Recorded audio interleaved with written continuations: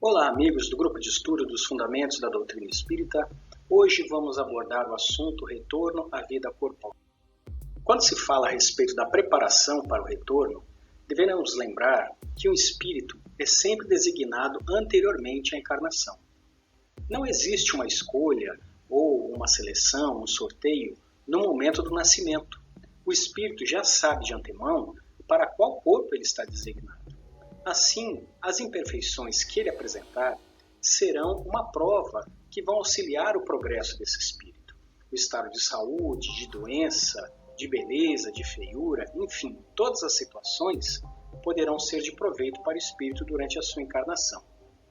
Ele escolhe o gênero de provas de que vai ser submetido, mas ele não tem certeza se vai conseguir passar ou se poderá sucumbir. Nisso é que consiste, então, a nossa escolha, o nosso livre-arbítrio.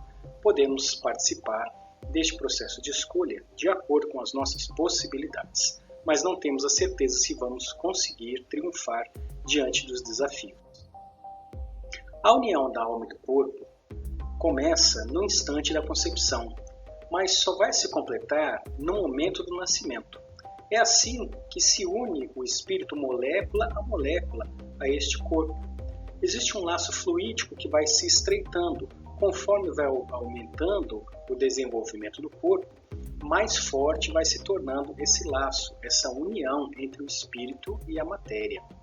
E assim, se uma vez está designado um espírito para habitar aquele corpo, nenhum outro poderá substituí-lo, mesmo que ocorra a morte daquele corpo físico. Não há como substituir um espírito por outro depois que já houver esta vinculação.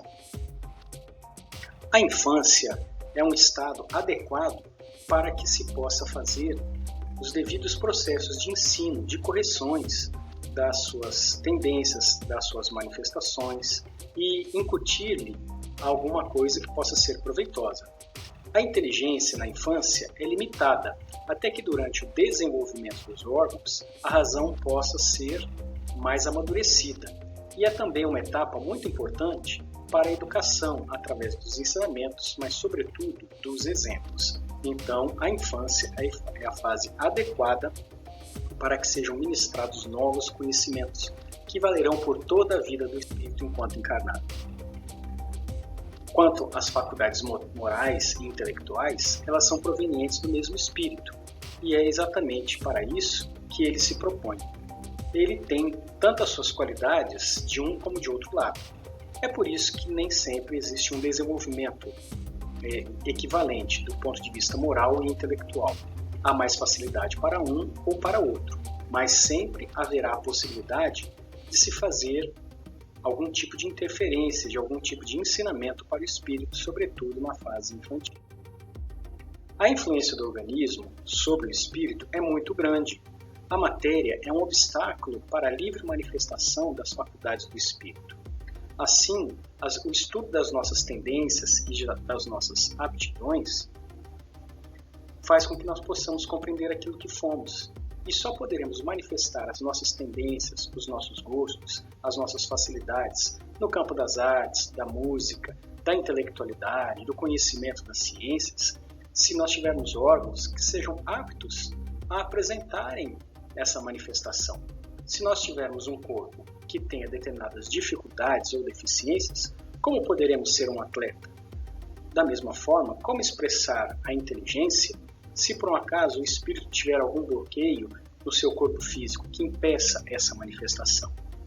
Então, o espírito terá uma grande influência do organismo ao qual ele estará vinculado. É por isso que os casos de loucura, outras debilidades mentais, são corpos físicos que impedem a livre manifestação da inteligência do espírito e das suas capacidades. Seria como se nós tivéssemos um instrumento inadequado à manifestação de determinada tarefa. Os espíritos sofrem constrangidos pela situação do corpo físico pela qual estão vinculados. E esse constrangimento pode ressentir por muito tempo, mesmo após a desencarnação.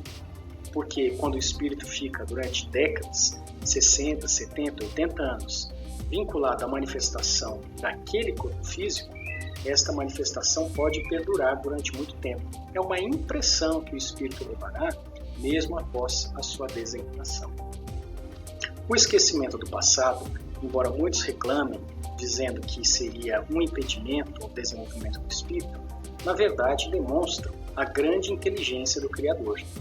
Se nós observarmos o nosso passado enquanto estamos nos preparando para a reencarnação, vamos analisar e vamos nos preparar de modo adequado, tentando evitar os erros que já cometemos e fazendo promessas de conserto. Mas, se nós viéssemos com todas essas lembranças, isso poderia ser para nós motivos de humilhação ou então de exaltarmos os nossos orgulhos. Por isso, Deus permite que nós possamos esquecer, a fim de mostrarmos que as nossas resoluções são as mais adequadas e que são firmes, são um desejo que nós temos realmente de nos corrigirmos, independente de termos essa lembrança ou não. É por isso que nós nos esquecemos do passado, porque o corpo físico ainda não passou por essas experiências, é um corpo novo, e por isso nós vamos nos manifestar de acordo com as nossas tendências, com a intuição daquilo que já fomos ao passado. Essa é a melhor forma de nos conhecermos e de sabermos de fato quem somos, o que gostamos e o que poderíamos fazer.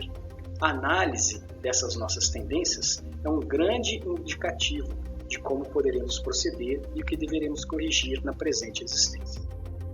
E por fim, as simpatias e as antipatias terrenas são fruto exatamente das vinculações que nós já tivemos no passado, em alguns casos, mas não necessariamente de todos, porque nós nos aproximamos daqueles que pensam, sentem, agem como nós pensamos, e não necessariamente por vinculações anteriores.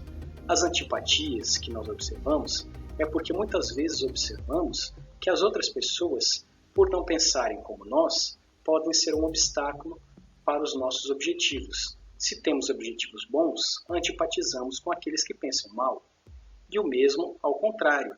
Se nós pensarmos no mal, aqueles que pensam apenas no bem poderiam ser um obstáculo à nossa livre manifestação. Esta, portanto, em breves palavras, as características relativas à vinculação da Terra, do espírito com o corpo físico. Até a próxima!